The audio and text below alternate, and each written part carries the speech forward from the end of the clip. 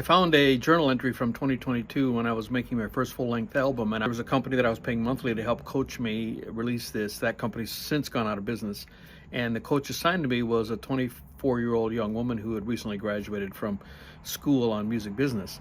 We would have bi-weekly calls, and on 2 different consecutive calls, she was very adamant that I should hire somebody to write my songs and hire someone to play guitar, and I would just be the artist. It's antithetical from everything that I am. I mean, my big heroes, I'm a guitar player probably first before I started writing songs. And people like Stevie Ray Vaughan, who didn't write a lot of songs, did a lot of covers, but he did do his songwriting. More recently, Marcus King. The Beatles, of course, wrote all their songs, or most of them. They did covers early on, but they were famous for their songs. It seems completely against what I'm about. I'm a bluesy guitar player. I play all my leads. That's my deal breaker.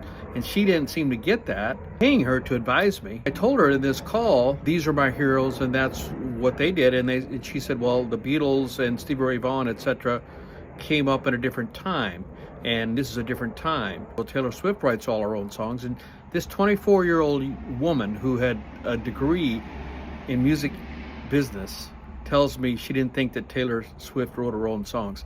I was absolutely shocked, and I said, Google it. And while we were on the call, she Googled it, and she says, oh, and she didn't quite know what to say. So I stopped paying that company, and they've since gone out of business.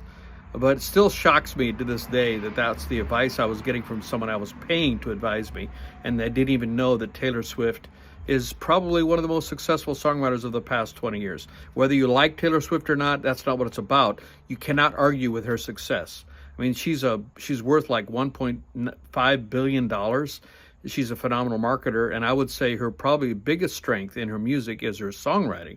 I mean, she's not a bad musician. She can carry the song, but nobody is buying her CDs and her music because of her ability to play guitar. And her voice is good. Her strongest suit is her songwriting. And the fact that my advisor that I was paying told me Taylor Swift doesn't write her songs, I'm like, give me a break. Anyway, be careful out there. As an artist, there are a lot of people trying to take our money and promise us the moon.